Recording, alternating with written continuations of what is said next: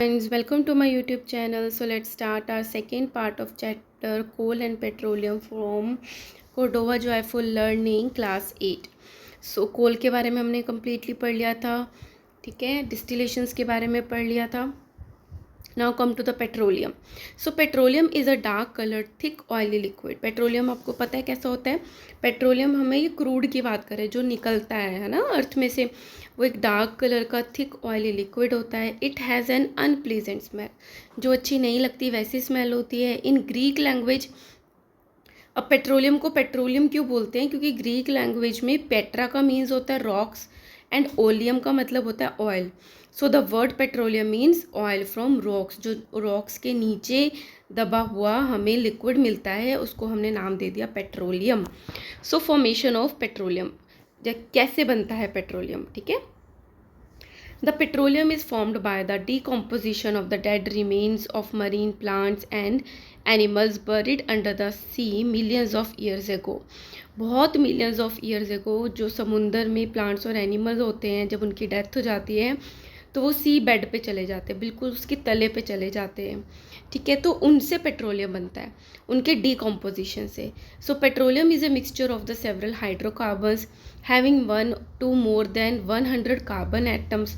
तो उसमें अलग अलग तरीके के हाइड्रोकार्बन्स होते हैं और 1 से लेके 100 कार्बन एटम्स हो सकते हैं. It is believe that the millions of years ago the plant and animal that lived in the she died. So millions of years ago जो भी प्लांट और एनिमल होंगे वो मरे होंगे. They dead body sank to the bottom of the sea, तो वो नीचे डूबकर उसकी बिल्कुल बॉटम पे चली गई सी की उनकी dead bodies. And were soon covered with clay and sand, और धीरे धीरे उनके ऊपर क्ले और सैंड आने लग गई ओवर मिलियंस ऑफ ईयर्स, ठीक है. Under the high pressure and temperature in the absence of air the dead remains of the plants and animals slowly converted into petroleum. जब उनके ऊपर सैंड और क्ले आ गई और हाई प्रेशर होता है, पानी का कितना ज़्यादा प्रेशर होता है, टेम्परेचर भी होता है और वहाँ पे एयर एब्सेंट होती है, तो जो डेड रिमेन्स थे प्लांट्स और एनिमल्स पे slowly slowly in the millions of years वो किस में कन्वर्ट हो गए, पेट्रोलियम में.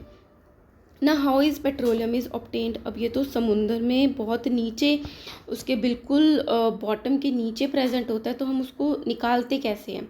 The petroleum occurs deep under the surface of the earth, earth के भी नीचे होता है. Natural gas occur above the petroleum trapped under the rocks, मतलब नीचे की तरफ तो होता है पेट्रोलियम, उसके ऊपर होती है नेचुरल गैस, ठीक है. तो यहाँ पे आपको पिक्चर में भी शो किया गया है. सो ये तो ड्रिल करने का है, नेचुरल गैस ऊपर की तरफ आती है, तो यहाँ पे है नेचुरल गैस प्रेजेंट है, ठीक है. और उसी के नीचे जो होता है वो पेट्रोलियम प्रेजेंट होता है. ये ड्रिलिंग रिग होता है क्योंकि नेचुरल गैस में बहुत ज़्यादा प्रेशर होता है तो ऊपर की तरफ आती है, ठीक है. इसके नीचे है पेट्रोलियम और उसके नीचे वाटर होता है. आप घर में भी अपने गिलास में पानी लोगे, उसमें कुछ ड्रॉप्स ऑयल के डालोगे तो जो पेट्रोलियम में वो मतलब ऑयल जो वो ऊपर तैरता हुआ दिखता है. तो इसी तरीके से अर्थ के नीचे भी सबसे नीचे वाटर होता है, उसके ऊपर पेट्रोलियम होता है ऑयल, और उसके ऊपर होती है नेचुरल गैस. और नीचे की तरफ क्या होता है, इम्परवियस रॉक्स होते हैं, मतलब जो इसमें से स्पेस नहीं होती है जिनके बीच में, वो बहुत डेंस होते हैं रॉक्स, है ना.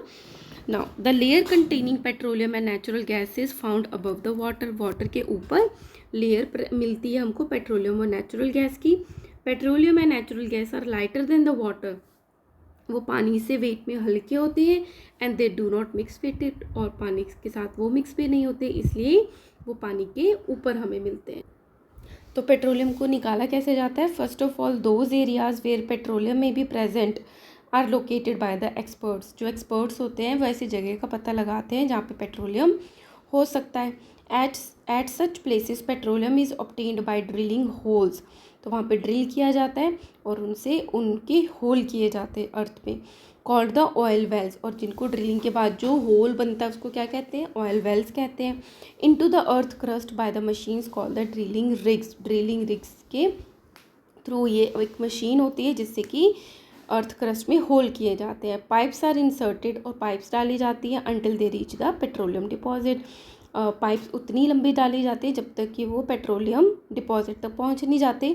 By using the certain pumps petroleum is pumped out. Pump का यूज़ करके पेट्रोलियम को बाहर निकालते हैं. And in its raw form it is called the crude oil.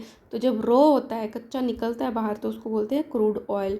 Because of its market value and importance, market value भी आपको पता है ना, बहुत ज़्यादा है, टाइम के साथ बढ़ ही रही है। और इसकी इंपॉर्टेंस भी है क्योंकि एज अ फ्यूल सारे व्हीकल्स में यूज़ होता है, इंडस्ट्रीज़ में यूज़ होता है, और भी बहुत सारे इसके यूजेस हैं। तो उसकी वजह से इस क्रूड ऑयल को ब्लैक गोल्ड भी कहते हैं। इन India petroleum is found in Assam and Gujarat. India में असम और गुजरात में है। It is also found in the river basis of Godavari and Krishna. तो ये जो रिवर्स हैं उनके बेस में भी हमें मिलता है ये petroleum. In India petroleum is also found under the sea bed at a distance of 150 kilometre from the Mumbai. Mumbai से 150 किलोमीटर ये सी बेड, मतलब उसका जो तल है उसके नीचे अवेलेबल है। Mumbai is an offshore oil field called the Mumbai high. तो मुंबई में एक मतलब समुद्र के किनारे एक ऑयल का फील्ड है जिसको मुंबई हाई बोलते हैं, ठीक है। Petroleum is one of the major fuel sources. With the help of the internet find out where and when and where the first oil. तो ये आप फाइंड आउट करके मुझे आप कमेंट बॉक्स में बताओगे कि कैसे होता है, कहाँ पे पहली बार मिला था। So in raw form petroleum consist of many compounds and is unusable to us. अब क्या है, जो क्रूड पेट्रोलियम हमने अर्थ से निकाला, एक तो वो कॉम्बिनेशन होता है, ऐसा नहीं कि उसमें सिर्फ पेट्रोल ही पेट्रोल है, वो कॉम्बिनेशन होता है बहुत सारी चीज़ों का, और उसमें से बहुत सारी चीज़ें अनयूजेबल है, काम की नहीं है। To make it usable different compounds are separated out from the crude oil. तो उसको यूजेबल बनाने के लिए उसमें से अलग अलग चीज़ें जो हैं वो बाहर निकालते हैं। The process of separating various useful products from the petroleum is known as the refining of petroleum. तो क्या डेफिनेशन है कि जब पेट्रोलियम में से सेपरेट करते हैं यूज़फुल प्रोडक्ट्स, तो उस प्रोसेस को बोलते हैं रिफाइनिंग ऑफ पेट्रोलियम, की पेट्रोलियम की रिफाइनिंग की जा रही है। Petroleum refineries in India are located. अब पेट्रोलियम की रिफाइनरीज कहाँ हैं, अब आपको पता चल गया। रिफाइनरीज में क्या करते हैं, जो क्रूड पेट्रोलियम होता है उसमें से यूज़फुल जो प्रोडक्ट्स है वो निकालते हैं। वो कहाँ कहाँ पर है, चेन्नई, कोचीन, मथुरा, डिगबोई, मुंबई, कोयली, हल्दिया एंड बराइनी। तो यहाँ पे प्रेजेंट है ये। The refining of petroleum starts with heating the crude oil to around 400 degree Celsius in furnace. तो ये चीज़ है। तो क्या है, हर एक लेवल पे ये सब करते हैं। Then the vapours are allowed to pass through a modified metal tower called a functioning column. तो जो क्रूड ऑयल को हीट करते हैं, ठीक है, ये क्रूड ऑयल डाला, इसको हमने दिया 400 डिग्री सेल्सियस का टेम्परेचर दिया। तो ये जो अलग अलग लेवल हैं, यहाँ पे हमें अलग अलग चीज़ें मिलती हैं जो कि क्रूड ऑयल के पार्ट्स होते हैं, उसको सेपरेट करते हैं। तो इसलिए इसको बोलते हैं फ्रैक्शनिंग कॉलम बोलते हैं, और इस प्रोसेस को बोलते हैं fractional distillation. And the various products are extracted at the different level. और हर एक लेवल पे अलग अलग हमें क्या मिल जाते हैं, वेरियस प्रोडक्ट्स मिल जाते हैं। The various products of petroleum and their uses are given in 3.1। तो आप इसको समझो, पहले मैं आपको ऐसे हल्का सा समझा देती हूँ। नीचे आएगा कि हमने क्रूड ऑयल डाला, उसको टेम्परेचर दिया, तो जब वेपर्स बनेंगे तो वो क्या कहाँ चले जाएगा, सबसे ऊपर जाएगा वेपर, तो वहाँ से निकल जाएगी पेट्रोलियम गैस, ठीक है। फिर उससे ज़्यादा टेम्परेचर देंगे, पेट्रोल बन जाएगा। फिर उससे ज़्यादा टेम्परेचर देंगे, केरोसिन बन जाएगा। फिर उससे ज़्यादा, तो अलग अलग लेवल पे हमें डिफरेंट डिफरेंट चीज़ें मिल जाती है, petrol, boiling gas, diesel, fuel oil, lubricating oil. और जो बचा हुआ रह जाता है वो उसको बोलते हैं बुटामेन और पैराफिन वैक्स, उसको अलग कर लेते हैं। तो ये फ्रैक्शनल डिस्टिलेशन है। अब पढ़ते हैं, जैसे नंबर 1 है petroleum gas in liquid form called the liquefied petroleum gas. तो जो पेट्रोलियम गैस बनती है पेट्रोलियम को गर्म करके, उसको बोलते हैं लिक्विफाइड पेट्रोलियम गैस। तो उसको और क्या बोलते हैं, एलपीजी, जो हमारे घरों में सिलेंडर होता है, ठीक है। तो एक कितनी इंपॉर्टेंट चीज़ आपको पता चलिए। इसका बॉइलिंग पॉइंट होता है 40 डिग्री। मतलब जब हमने क्रूड जो पेट्रोलियम निकाला उसको 40 डिग्री सेल्सियस दिया तो एक गैस बनेगी जिसको बोलते हैं पेट्रोलियम गैस, जो कि एलपीजी होती है। इस पे नंबर ऑफ कार्बन एटम्स होते हैं 3 to 4। और इसका काम क्या आता है, fuel for home as LPG and for industries. तो हमने इसको अलग कर लिया। फिर हमने क्या किया, उसको और गर्म किया, 40 डिग्री से लेके 170 डिग्री सेल्सियस तक उसको गर्म किया।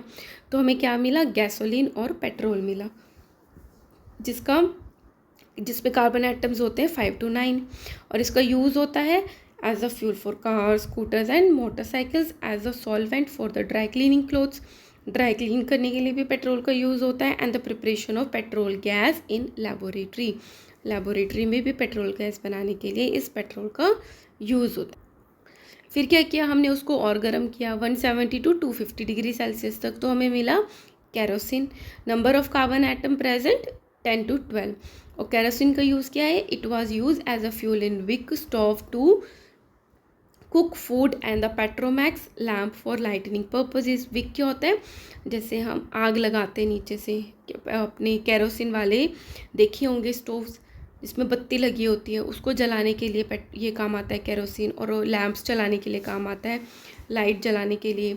A special grade of kerosene oil is use for the aviation fuel, जो प्लेन्स होते हैं उसमें स्पेशल टाइप का केरोसिन यूज़ होता है जिसको बोलते हैं एविएशन फ्यूल बोलते हैं, वो भी केरोसिन होता है। सो फोर्थ आता है डीजल। डीजल कब मिलता है, जब हम उसको गर्म करते हैं 25 to 150 से 350 डिग्री सेल्सियस तक, तो हमें डीजल मिलता है। और नंबर ऑफ कार्बन एटम्स होते हैं 13 to 15, and used as a fuel for heavy vehicles like the bus, trucks, tractors, railway engines and ships. तो हैवी व्हीकल्स में डीजल डलता है to run the water pumps required for the irrigation in fields. Fields में, बड़े बड़े खेतों में पानी देने के लिए, इरिगेशन के लिए उसमें डीजल डाला जाता है पंप्स में, to produce electricity on the small scale. और स्मॉल स्केल पे अगर इलेक्ट्रिसिटी प्रोड्यूस करनी है तो भी डीजल का यूज़ होता है। फिर अगर हम उसको और गर्म करते हैं 350 to 400 डिग्री सेल्सियस तक, तो फ्यूल ऑयल मिलता है। Number of carbon atoms are 15 to 17 and used as an industrial fuel for furnaces as boil. तो बॉयलर्स को गर्म करने के लिए ये फ्यूल ऑयल यूज़ होता है। नेक्स्ट इज़ लुब्रिकेटिंग ऑयल, और टेम्परेचर देते रहते हैं 1400 डिग्री सेल्सियस तक बना रहता है, तो 17 to 20 इसमें कार्बन एटम्स प्रेजेंट होते हैं लुब्रिकेटिंग ऑयल में, यूज़ फॉर लुब्रिकेटिंग मशीनरी।